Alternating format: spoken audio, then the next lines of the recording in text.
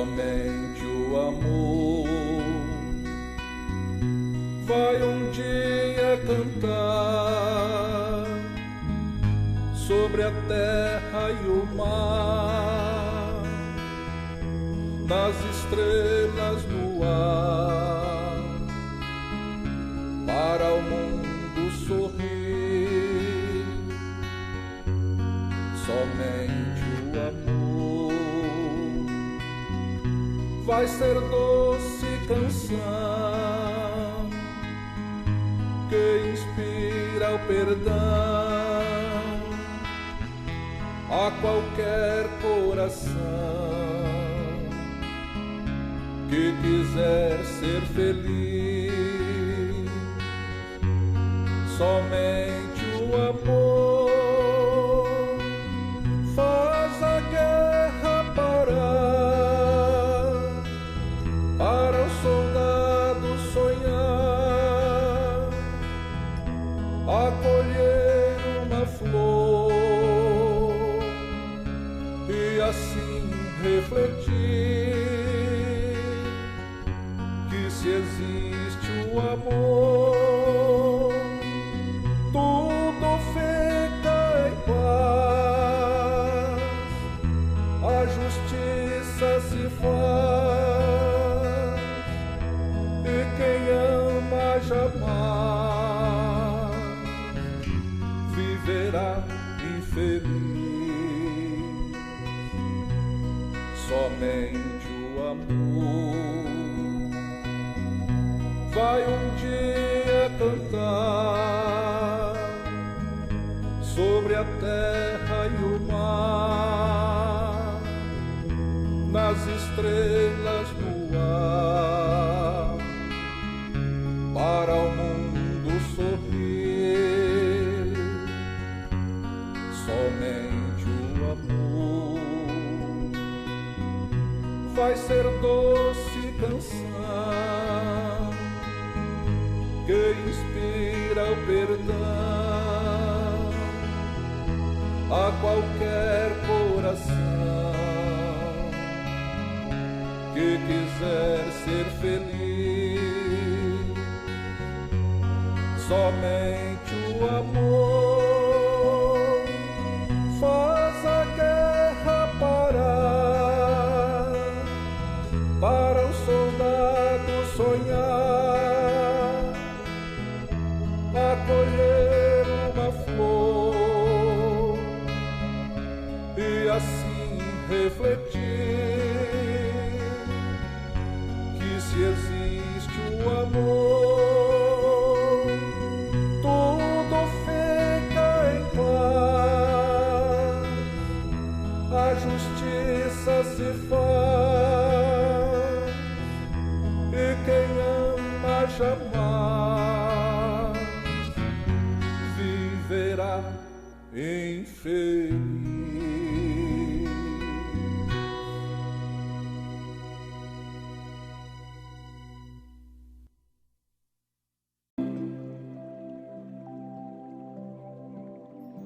Olá, amigos, uma alegria estar aqui com vocês. Vamos iniciar então o estudo com uma breve prece.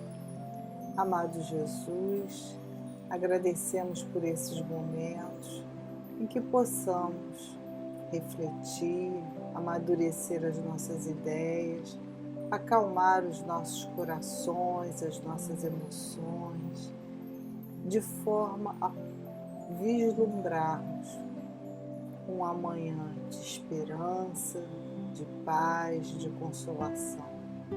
Que Tu possas estar conosco, nos envolvendo, nossos mentores espirituais, espíritos queridos, amigos, que possam estar conosco, cada um em suas casas, de forma a compreendermos com a amplitude que desejas nos mostrar essas singelas palavras, o Teu exemplo, a Tua caminhada, a Tua trajetória nesta terra. Fique conosco, que assim seja. Bom, então, amigos, a tarefa de hoje é falarmos um pouco sobre a lei de justiça, amor e caridade. Ela faz parte lá da parte terceira, capítulo 11 do Livro dos Espíritos. Imperdível, atual e imperdível.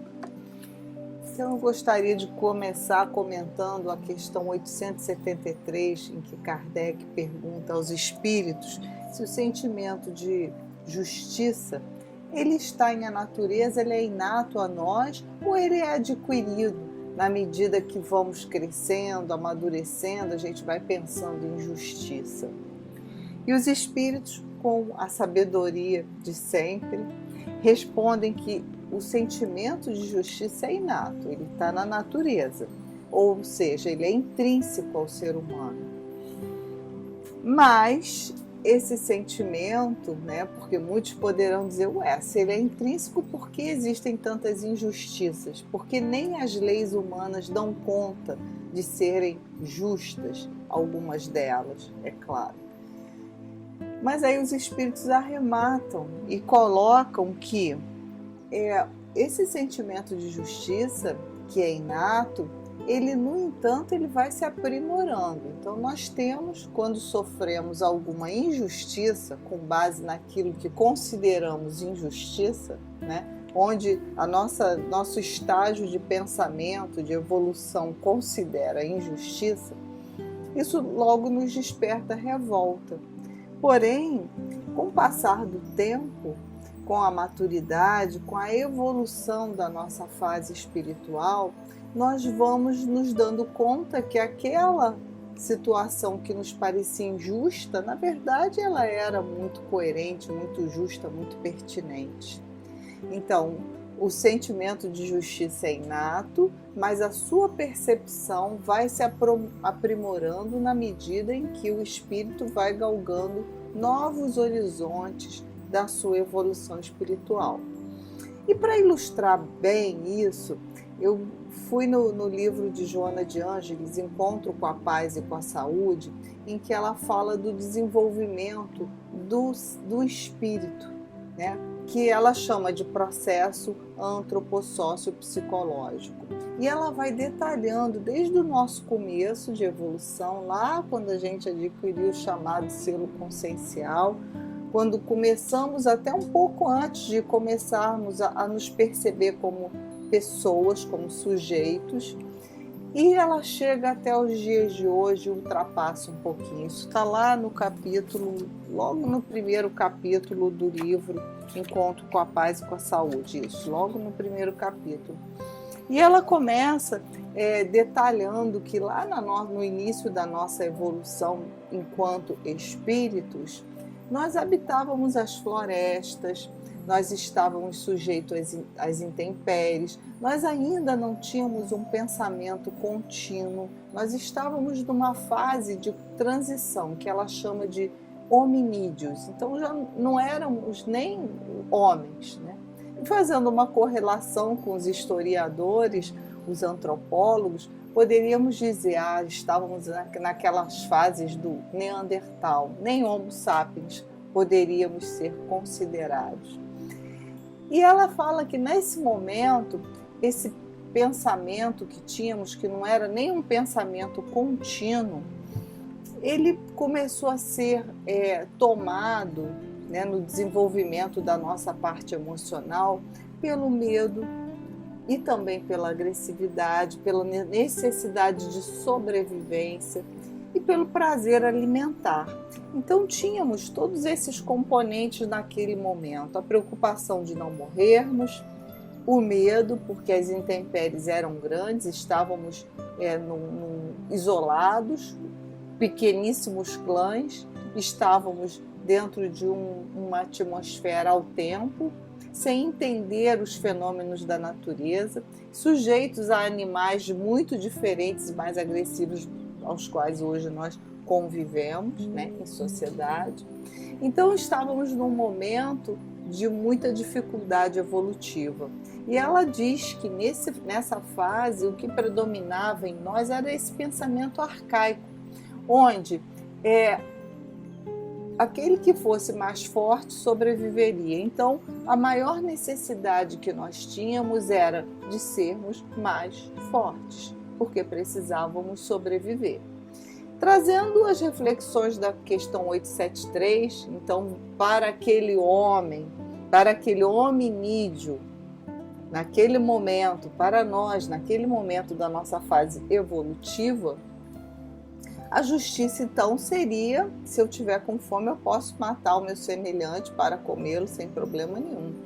Posso praticar quaisquer atos agressivos, hediondos, absurdos, que aos nossos olhos hoje seriam práticas inteiramente repulsivas. Mas naquele momento, justiça era a sobrevivência. E justiça era ser o mais forte. E justiça era conseguir alguma forma de prazer, seja através das funções sexuais ou do prazer alimentar predominantemente.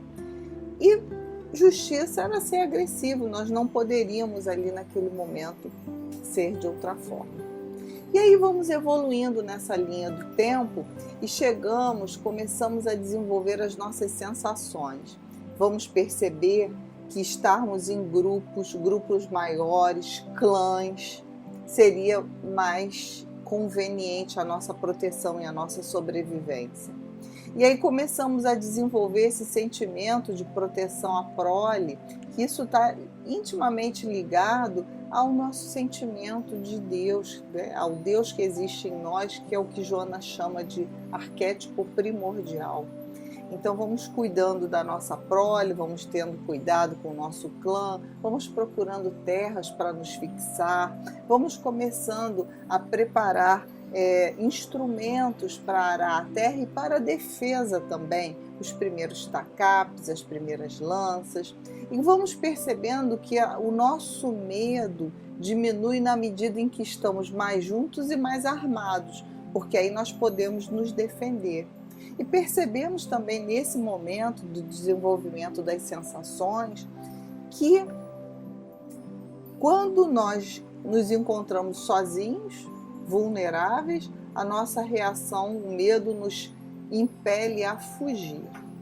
Quando nós estamos reunidos com as armas que desenvolvemos, né, aquelas ferramentas rudimentares, somos impelidos a lutar e dominar o outro. Então, é o mesmo mecanismo de medo que nos impele à fuga ou à luta, dependendo das condições. E naquele momento, que ela chama de pensamento mitológico ou mágico, vamos começar a cultuar os deuses do sol, do trovão, vamos começar a lançar, exteriorizar esse nosso vínculo religioso na forma de adoração aos astros, aqueles fenômenos que desconhecemos, os fenômenos naturais, como as tempestades. E nesse momento começamos a caminhar enquanto humanidade para a reunião, para a formação de conglomerados sociais.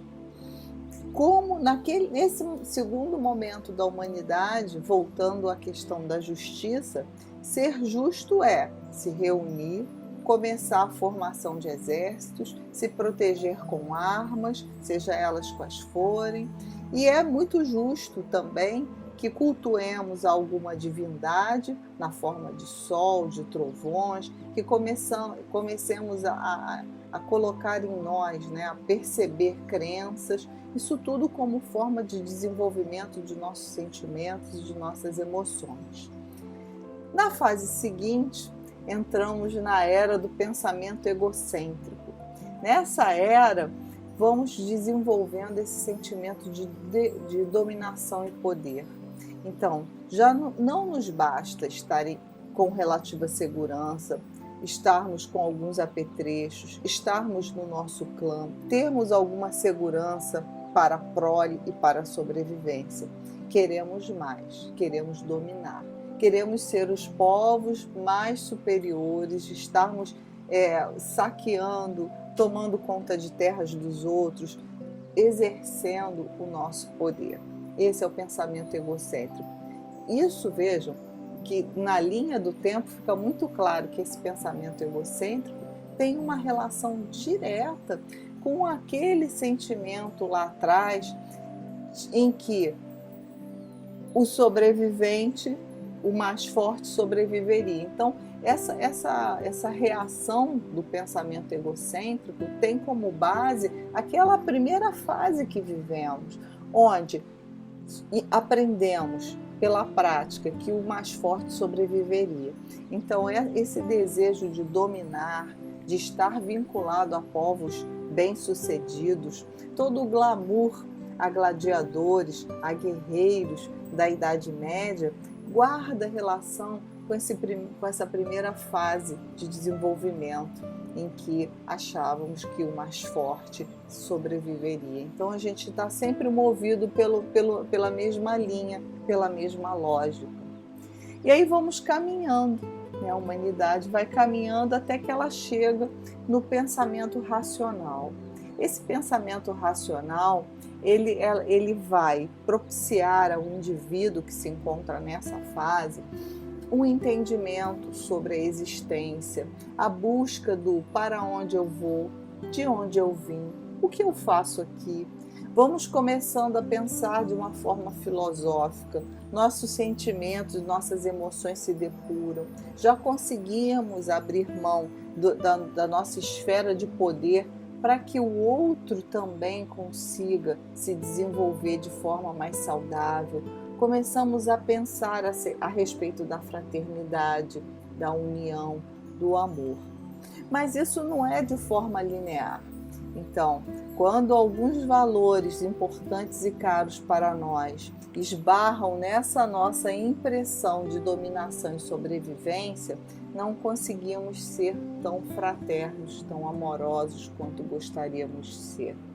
Então, o pensamento racional, ele vai nos mostrar que aquela fase de agressividade, de medo, de busca pela sobrevivência, de necessidade de prazer, ela pode ser um pouco atenuada ou bastante atenuada para que a coletividade se instale de uma forma mais harmônica.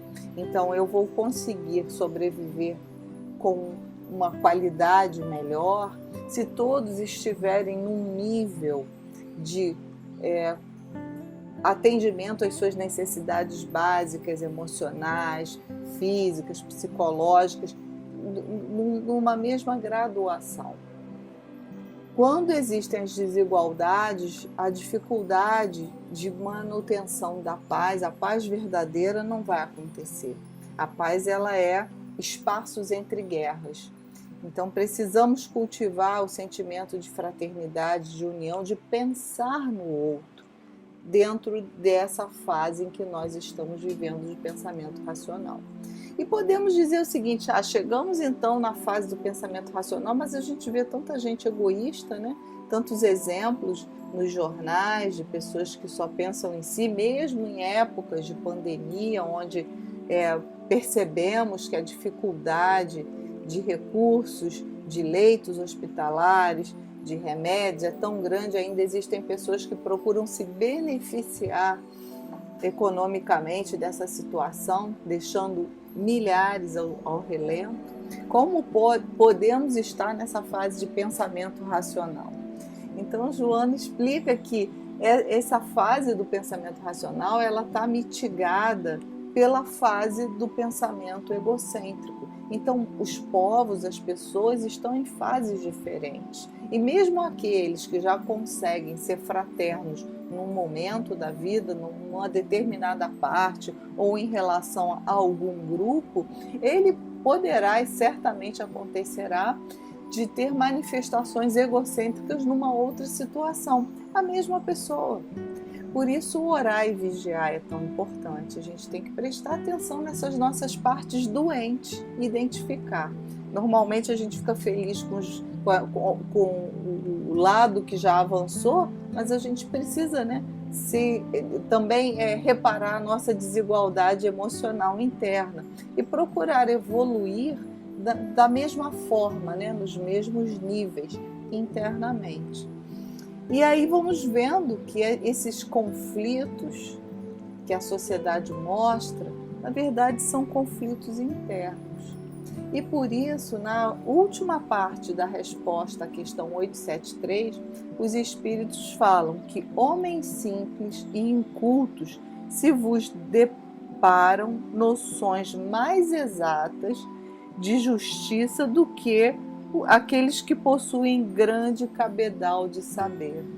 Então, o pensamento racional, quando ele vem mesclado com o pensamento egocêntrico, ele cria essas pessoas que são intelectualmente desenvolvidas, mas que moralmente são atrasadas. Por isso, não conseguem exercer a justiça da mesma forma, com a mesma pureza, com a mesma tranquilidade, abrindo mão daquilo que julgam importante, porque na fase egocêntrica ele ainda está preso à dominação, a ser o mais forte para ter segurança.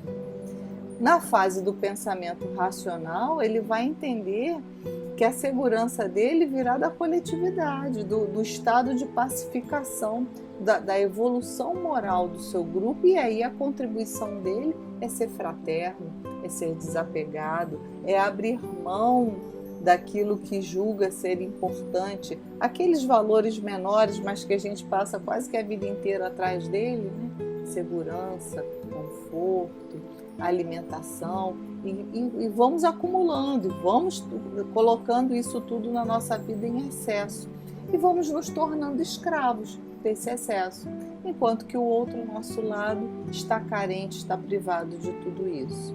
Então, abrirmos mão, dividirmos, é um exercício de segurança, é um exercício que vai nos propiciar a felicidade, a aventura, a segurança. Estamos numa outra fase. Talvez o grande paradigma dessa época, o grande desafio dessa época em que vivemos, seja exatamente a gente abrir mão do que a gente considera fundamental para a nossa sobrevivência e pensarmos o que é fundamental para a sobrevivência da coletividade. Essa é a grande reflexão. E aí Joana complementa esse capítulo do processo antropossócio-psicológico, dizendo que nós estamos a caminho do pensamento cósmico, onde vamos nos pensar enquanto humanidade não como aqueles seres dotados de uma razão superior, de uma inteligência, mas como parte de um planeta, como parte de uma galáxia, como parte da criação divina, como todas as outras partes também têm importância nesse equilíbrio. E aí vamos entendendo, né, quando os espíritos nos falam nos livros mais recém-editados, que o pensamento ele vai acontecendo em rede. Então, o que nós pensamos aqui vai influenciar todo o conjunto. As emissões da nossa emoção desequilibrada vai propiciar as doenças, as dificuldades, as dores, isso potencializado, né, na coletividade. E também aquele nosso avanço, a forma de nos colocarmos amorosamente, caridosamente, fraternalmente, de forma sincera, né? Um simples pensamento de amor num momento difícil, quando recebemos uma notícia dolorosa sobre nós ou sobre outra, isso também vai colaborar na restituição do equilíbrio cósmico universal. Então vamos passando de uma era em que nós só pensávamos em nós, só nos defendíamos, para uma era em que nós vamos nos integrar e sermos atuantes ao todo do pensamento cósmico. E esse é o nosso destino, e é para lá que nós estamos caminhando. A pergunta é: como nós estamos nessa caminhada? Porque temos muitos conflitos a vencer. Uma das dificuldades que enxergamos nesse momento evolutivo são esses atavismos, esses pensamentos, essas crenças a esse passado que nos impõe a sobrevivência, a dominação, que correlaciona dominação e poder à sobrevivência. Essa é a crença que nós precisamos derrubar em nossas atitudes, em nossas emoções, em nossos pensamentos mais básicos, os pensamentos menores, mais corriqueiros, porque percebendo isso, nós vamos conseguir nos desvencilhar do pensamento egocêntrico. Vamos vivenciar com plenitude o pensamento racional. E aí vamos seguindo nessa linha evolutiva para o pensamento cósmico, em que para nós não será importante como nós estamos. O importante será como a humanidade está, como todos estamos. Então, o meu filho será importante para mim, claro, mas o filho do outro também será importante para mim. É a família universal que Jesus pregava e que agora, em épocas de pandemia, a gente vê como ela é importante. Então, precisamos, hoje, nos dias de hoje, ao sairmos na rua, não pensarmos somente em nós. Eu já tive Covid, eu não preciso de máscara. Será? Nós precisamos pensar no outro, nós precisamos pensar no exemplo que nós estamos dando. Quando nos insurgimos a alguma orientação de saúde pública, nós estamos afetando e dando um exemplo ruim várias pessoas que estão à nossa volta. E se essas pessoas têm em nós uma referência, ela vai pensar, não, se fulano faz, eu também posso fazer. E aí a gente não consegue chegar àquele ponto que a ciência diz que precisamos fazer com que o vírus pare de circular para que a imunização se dê, quando a vacina chegar, da forma mais tranquila possível. E o planeta Terra possa superar esse momento. Então, cada um de nós é importante. É o pensamento cósmico. Cada um de nós é relevante na resolução desse desafio planetário. Precisamos pensar cosmicamente e não egocentricamente. Eu já resolvi meu problema, já tudo bem, para mim eu sou forte, eu sou jovem, não tem problema. Mas eu não posso pensar só em mim. Eu não posso estar no pensamento egocêntrico. Eu tenho que ir para o pensamento racional, entender os mecanismos da ciência, saber da onde eu vim, para onde eu vou, qual é o meu papel aqui. E preciso seguir no pensamento cósmico, me protegendo as pessoas que estão à minha volta e dando um exemplo de aceitação àquilo que vem, da melhor forma possível. E vou além, nós espíritas, eu acho que nós temos um papel adicional nisso tudo, que é dar as pessoas que não têm o mesmo entendimento a respeito da reencarnação, das provas e expiações, da necessidade de evolução pela dor e da importância da dor nas nossas vidas, né? sem sermos masoquistas, mas entendendo que a dor é um capítulo importante das nossas existências, que ela nos ensina com eficiência onde devemos chegar, né? Se nos submetemos a essa dor sem revolta, com um pensamento amoroso, devemos nós espíritas aproveitar isso tudo que falamos, que aprendemos ao longo de vida, ou de vidas, né? Porque talvez já sejamos espíritas por mais de uma encarnação, muitos de nós. Então precisamos nesse momento colocar isso em prática, acolhendo, amando, compreendendo aqueles que não se encontram com essa base. Então é tão importante para nós espíritas esse momento, sabemos disso. Não desanimar, e se desanimar, tudo bem, faz uma prece, chora, sinta seu medo, sua insegurança, mas também deixa ele passar. Deixa essa emoção esvaziar em você e siga em frente na confiança de que Deus está no comando de toda a situação. Nada está fora do lugar, nada está errado e nada vem para nosso prejuízo.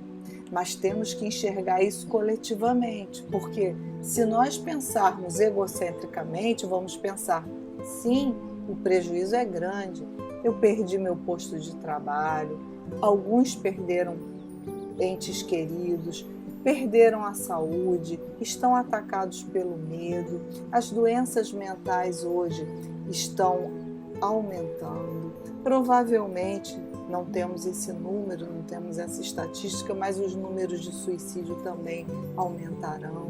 Então passaremos por uma fase de grande turbulência, mas tudo isso com grande sentido, o sentido da evolução. Estamos passando do pensamento racional para o pensamento cósmico. E aqueles que ainda estão na fase egocêntrica, ou ainda estão mesclados com a fase egocêntrica, precisam se dar conta disso. Somos com toda certeza os trabalhadores da última hora e precisamos honrar esse nosso salário, passando aos demais otimismo, esperança, sem sermos pessoas bobas, pessoas que estão acreditando num mundo maravilhoso, surreal da noite para o dia. Não. Regeneração é processo. Regeneração é cura ao longo do tempo. Então, precisamos identificar as feridas, saber da profundidade delas e ir curando as feridas, regenerando as feridas da nossa alma, as chagas morais. Isso exige tempo, empenho e vamos, claro, passar por dores, dores renovadoras, dores terapêuticas, dores que curam.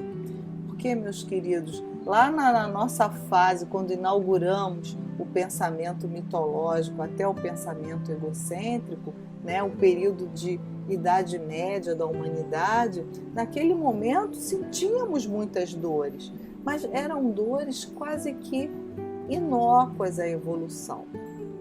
Por quê? Nós nos lançávamos à dominação pelo outro. Então matávamos e morríamos para dominar. Hoje nós estamos dentro da lógica de Deus. Aprendemos que essa prática já não nos conforta mais.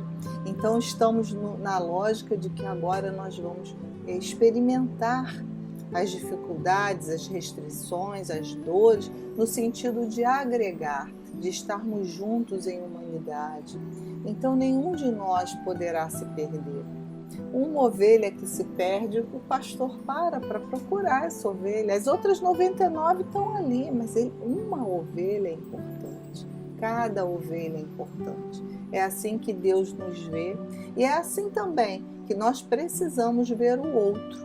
Pensamento cósmico, o grupo é importante. Essa é a fase desse grande aprendizado, um aprendizado que será um paradigma, será renovador, será uma mudança de chave no nosso caminho evolutivo enquanto espíritos. E eu gostaria de trazer nesse momento, quero convidar todos a lerem o capítulo de Lei de Justiça, Amor e Caridade. Mas eu não farei isso aqui porque nós vamos tomar muito tempo e pode ser enfadonho para vocês.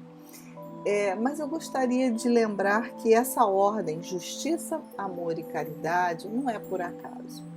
Não é por acaso. Então precisamos primeiro, com esse pensamento trabalhado, né, do racional para o cósmico, aprimorar esse sentimento inato de justiça. Entendendo que a justiça não está a favor do nosso pensamento egocêntrico. A justiça não é para mim, não é quando me beneficia e quando eu pratico um ato errado, amoral ou imoral, eu pretendo que a justiça me esqueça. Não é isso, não é um exercício de capricho. Justiça é algo amplo. Justiça divina aplica-se a todos os seres, não só os humanos. Então, justiça é ter cuidado com a natureza, porque são seres vivos, em outra fase. Então, precisamos cuidar do planeta, economizar água, cuidar para que os lixos, evitar o uso de plásticos, o consumo de carne. Ainda comemos os animais, os nossos irmãos menores. Será que não podemos reduzir isso também?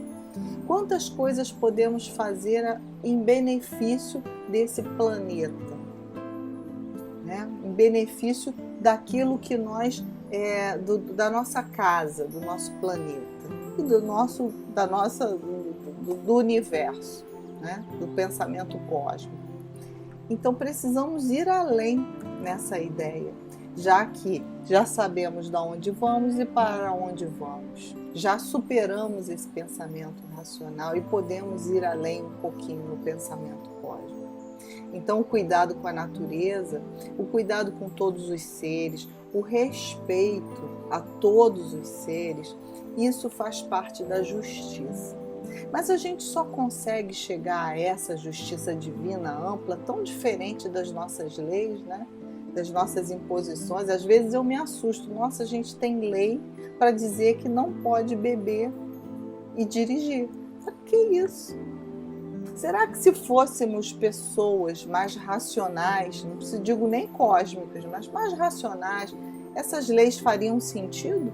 Será que numa sociedade mais desenvolvida, que existe até mesmo aqui no planeta Terra, essa lei faz sentido? Ter uma lei, ter blitz, movimentar pessoas, né, um aparato todo para que ao dirigir, para que se coíba, né, se puna o ato de dirigir embriagado. E mais, quantas tragédias acontecem pela embriaguez e mais a direção. Nós ainda vivemos essa mescla de pensamento egocêntrico, onde só eu importo, então não tem problema colocar em risco a vida de outras pessoas. Não, isso não é uma questão. A gente acredita que nada vai acontecer, mas a gente segue fazendo isso. E temos também pessoas abnegadas, encarnadas, trabalhando dia e noite na solução de grandes problemas da humanidade, comprometidas com o outro. E onde nós nos situamos nesse range? Ora, um pouquinho perto dos abnegados, ora um pouquinho perto dos egocêntricos e irresponsáveis. Precisamos caminhar fortemente na direção daqueles que dão sua contribuição à humanidade, e não só à sua família, ao seu clã, para mostrar que são equilibrados, para que num movimento de egocentrismo possam dizer: o que vem de mim é melhor do que o outro, eu sou mais evoluído, coisas da vaidade. Então precisamos firmemente, seguramente, calmamente nos direcionarmos nesse caminho do universal, do cósmico. E por isso precisamos, nesse momento da evolução do planeta, nesse momento em que estamos, cada vez mais voltar às lições do Cristo, porque lá nós vamos encontrar grandes exemplos que agora, apesar de conhecidos, para nós vão ter um significado diferente. E foi isso que aconteceu quando eu fui ler a mensagem no livro O Trigo de Deus, que é da psicografia de Divaldo, pelo Espírito Amélia Rodrigues. Lá no capítulo 1, ela fala, Pescadores de Alma, é o título do capítulo, em que ela fala, né, ela retrata aquela Galileia da época de Jesus, simples, bela, uma cidade pequena que era de passagem. Pessoas que iam para grandes centros passavam pela Galileia e iam embora, seguiam em frente. A Galileia não era um local relevante, não era um local de destino, era apenas um local de passagem. E por isso, apesar da sua beleza singela, da natureza exuberante, ela era um povoado de pessoas humildes, de pescadores, em que ali nada acontecia na Galileia. Era um lugar onde parecia que o tempo não passava. Só que, com Jesus, a Galileia se tornou um lugar diferente. Pessoas iam visitar a Galileia para ouvir Jesus. Elas se deslocavam distâncias a pé até chegar onde Jesus fazia os seus sermões. Elas saíam de Cafarnaum para chegar à Galileia para encontrar Jesus. E nessa colônia de pescadores que havia na Galileia, havia um determinado homem chamado Simão Pedro, que percebia esse murmurinho, essa confusão na cidade dele, mas ele não entendia bem aquilo. Quem é esse cara? Quem é esse Jesus? O que ele quer dizer? Dizem que ele cura, que ele faz milagre, mas isso aí tem que trabalhar, tem que pescar, a gente não tem que perder tempo com isso. Isso é mais uma bobagem do povo. Mas num determinado dia ele sentiu uma grande vontade de ir lá conferir, ver o que ele fala, o que ele faz, será que isso é mesmo verdade? E como ele viu uma grande multidão se encaminhando ao local onde Jesus sempre fazia suas preleções, ele seguiu essa turba de gente e foi caminhando. Ele ficou, num determinado momento, próximo a Jesus, no monte, atrás de uma senhora, de uma mulher que carregava uma criança. Num dado momento, essa mulher teve a oportunidade de, num contato visual com Jesus, ela gritou: "Por favor, cure a minha filha que é cega." Jesus olhou para a criança e olhou para Simão Pedro. Nesse momento, Simão Pedro sentiu a alma dele tremer, sentiu uma coisa diferente. A mulher, quando percebeu que Jesus olhou para a criança, começou a se emocionar e não conseguia mais segurar a criança. Simão Pedro estava atrás dessa mulher, correu e aparou a criança, porque ela ficou muito nervosa. Jesus então tocou nos olhos da criança e disse: "Filha, enxerga." No que Jesus tocou nos olhos da criança, a túnica, do braço, o braço da túnica de Jesus tocou o braço de Simão Pedro. E nesse momento ele sentiu algo muito diferente. Ele percebeu que era uma pessoa diferente ali. E aí, nesse momento, ele como que saiu daquele mundo material, ele ficou ausente, ele teve uma ausência relevante. Ele já não escutava mais o que acontecia, ele já não via mais, ele estava em outro mundo. E a criança abriu os olhos e disse: "Mamãe, eu enxergo." E como Simão Pedro estava num momento de transe quase, a mãe pegou a criança e foram embora, e ele ficou sozinho naquele local. E depois, quando ele se viu só, ele voltou para casa. 2 dias depois, o irmão dele disse: aquele Nazareno, Jesus, está vindo pela praia. Simão Pedro estava com as redes, se preparando para sair com seu barco para pescar.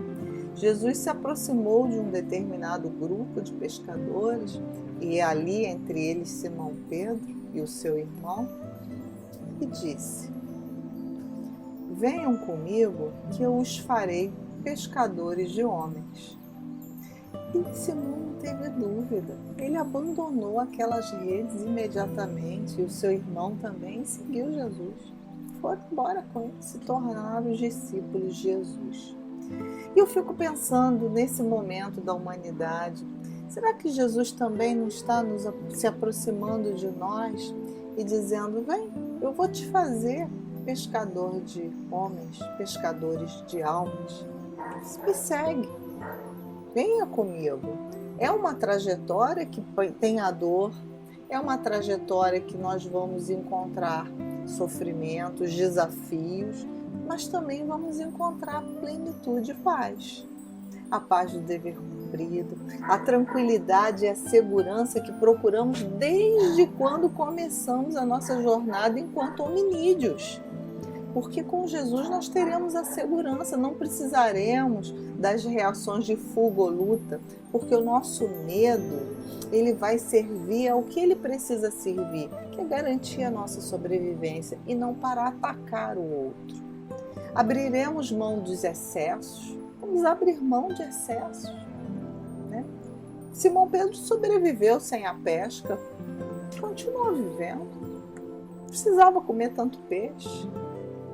Tudo deu certo, Porque nós vamos, nesse medo, nessa reação de dominação, nós vamos acumulando coisas e nos tornando escravos dela. O que precisamos hoje abrir mão para seguir o convite de Jesus? Hoje na nossa vida, qual é o supérfluo, qual é o excesso, qual é o medo, qual é a emoção que nos prende, que precisamos abrir mão, como Simão Pedro abriu mão das redes e da sua pesca, aquilo que naquele homem que já era numa idade madura era tão relevante.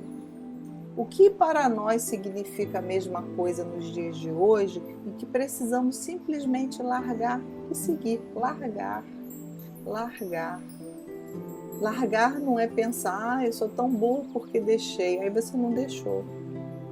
Né? Sou tão boa porque abri mão, porque fiz uma doação. Você não doou, porque você ainda está pensando no efeito disso. Largar é abandonar. Então que possamos nós, em humanidade, já no pensamento racional, já nos libertando do pensamento egocêntrico e caminhando num futuro para o pensamento cósmico, entender esse convite de Jesus e ressignificar esse convite de Jesus nas nossas vidas, operando a nosso favor e a favor da humanidade, porque nós temos a força do um.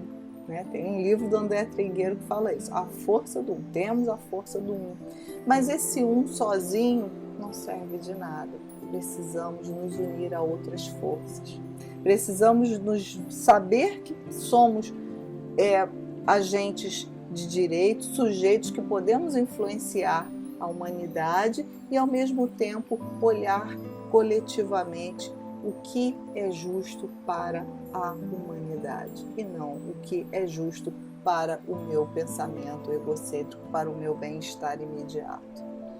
E possamos largar aquilo que nos atrapalha, os nossos excessos, e possamos, de fato, nesses momentos em que o planeta atravessa uma mudança tão significativa, fazer parte dessas fileiras que trabalham a favor de Jesus, seguindo, relendo essas passagens maravilhosas nesses livros incríveis, porque hoje, quando a gente volta e lê de novo, a gente vai ler com um olhar diferente, porque estamos há um ano, né, o planeta restrito, acometido pelo medo, pela insegurança, pela dor, pelo luto. Mas nesses 12 meses a gente não sabe exatamente onde tudo isso vai repercutindo na nossa alma de forma tal que a gente repensa, ressignifica, se recoloca. Então é muito importante agora a gente voltar e ler, e sentir, e meditar, e orar com base nas propostas de Jesus. Muito importante, porque aí a gente vai compreender que justiça precisa do amor, e o amor precisa da caridade. Então é lei de justiça, amor e caridade. Não dá para dissociar, são irmãs siamesas, estão pertinho uma das outras, estão coladas, não é possível dissociar. Então vamos compreender que a justiça sem o amor e sem a caridade é uma justiça dos homens, é uma justiça capenga, é uma justiça que não serve à nossa paz interior.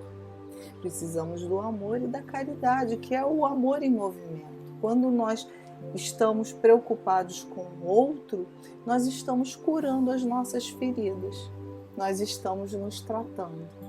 Então que possamos investir um pouco mais, ou bastante mais, aproveitando tantos espíritos abnegados que nos cercam nesse momento do orbe. Tantas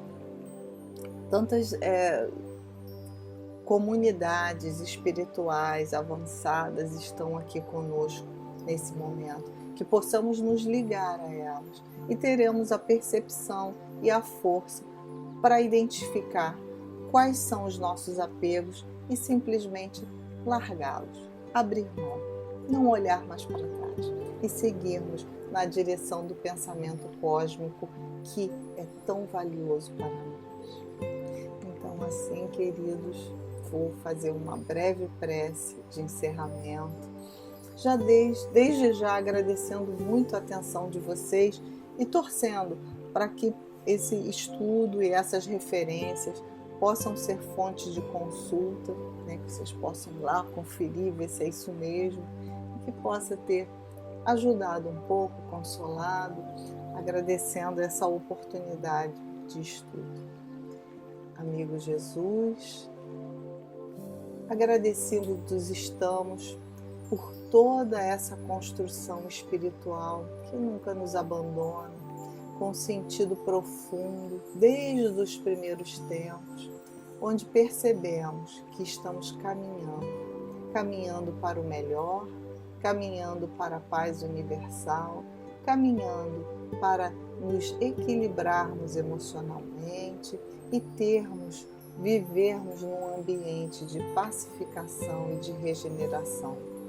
Agradecemos pelo auxílio dos nossos mentores espirituais, dos amigos que vêm de outros orbes mais evoluídos nos socorrerem aqui no planeta Terra, e pedimos nesse momento, com muito carinho, com muito amor, que Tu estejas com todos os doentes, os enfermos, vitimados pela Covid, e que esteja também com seus familiares, ajudando-os nesse processo de crescimento, de amadurecimento, para que possamos largar as nossas amarras evolutivas que não são mais necessárias a nós e possamos ter a coragem de abrir os nossos olhos como os cegos que Tu curastes, para que possamos vislumbrar esses dias melhores que estão próximos a nós. Que assim seja, graças a Deus. Tchau, queridos.